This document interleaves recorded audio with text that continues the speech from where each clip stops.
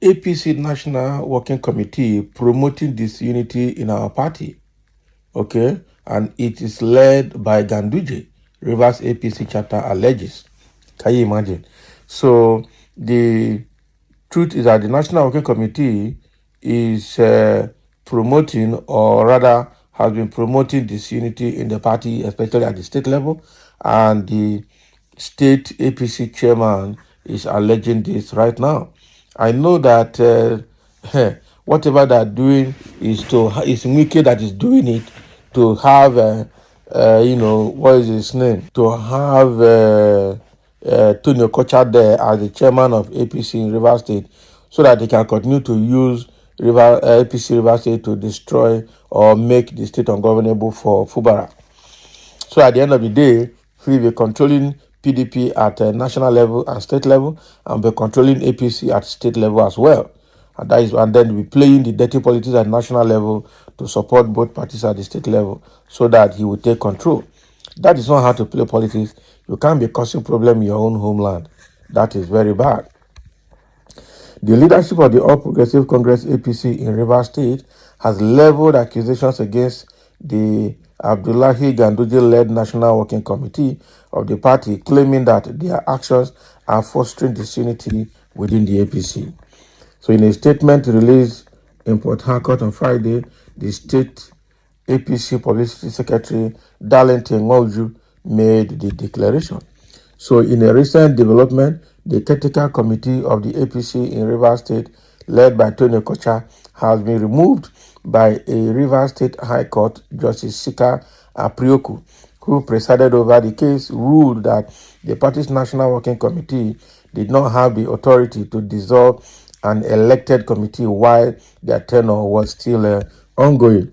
So Justice Aprioku has issued a restraining order against the Okocha-led Technical Committee, preventing them from causing any disruption in the Beke State APC leadership until their 4-year tenure comes to an end.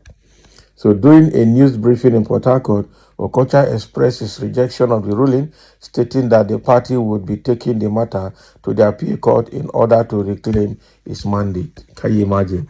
So in a recent announcement, the APC National Working Committee in Abuja confirmed its ongoing recognition of the Okocha-led Technical Committee as the authentic leadership of the party in the state. But it's not going to work now. So in a scathing statement, Nwauju criticized the National Working Committee, accusing them of causing disunity within the party's ranks in the state and labeling their actions a national embarrassment. And that is true. How can a court in Rivers State issue a judgment and you, National Working Committee, is helping the factional Technical Committee to counter the judgment issued by a court of competent jurisdiction? It means that you are causing problem in the state. That is it. So the party expresses strong disapproval of this clear national disgrace and urges members of our National Working Committee to exercise caution by thoroughly understanding and analyzing the August 12, 2024 judgment, which is the sole existing judgment in Nigeria regarding the elected executives of APC in Rivers State. So there are rumors circulating about potential suspensions being imposed on members of the State Executive Committee.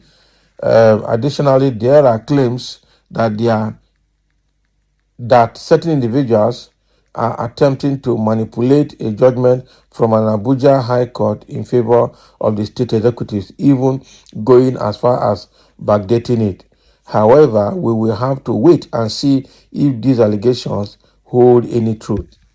Okay, we urge the National Working Committee to refrain from diverting our president's attention with untimely political insinuations and calculations that do not contribute any value to the renewed hope agenda Nwauju stated. So in a way, they are still politically aligning with Tinubu.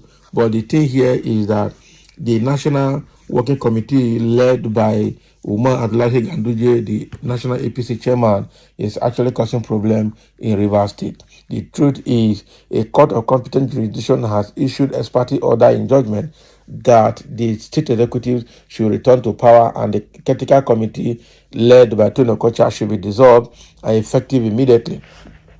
And based on that judgment, Tony Okocha is now angry that he's going to challenge the judgment and he's not going to accept it. Meanwhile, the Beke, who is a state executive chairman, has resumed duty and is taking action seriously. And why all this are happening is because Wike wants Okocha there so that they will continue to disorganize the state. Okay, because with the way we see Emeka Beke is not pro-Wike and has told them that the 27 or 25 lawmakers that defected from PDP to APC are now APC members and are obliged to attend APC state stakeholders meetings. And if they don't, then they will take action against them. And that is what Wike does not want to hear.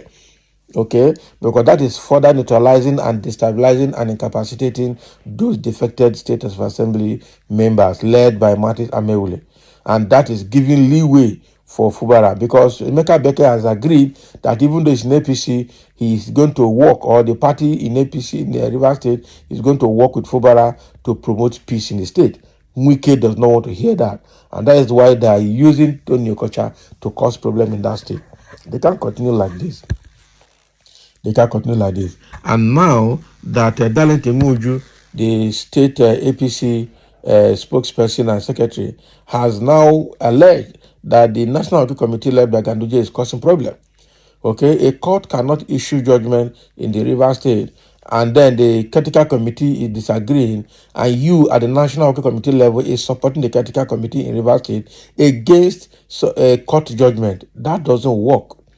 It doesn't work. Irrespective of whatever they're planning, it will not work.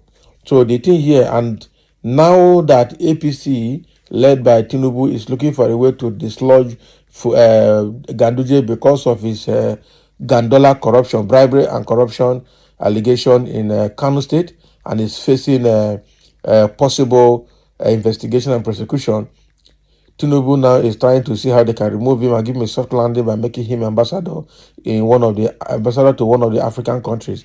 But the Ganduje is saying no, he's too old for this kind of appointment. He's happy with what he's doing, so that he will continue to cause problem for APC in Rivers State. This is not going to work. He must either accept the appointment or leave that role and go home and face his prosecution. But I see no reason why they think that if he's an ambassador, he will not face prosecution.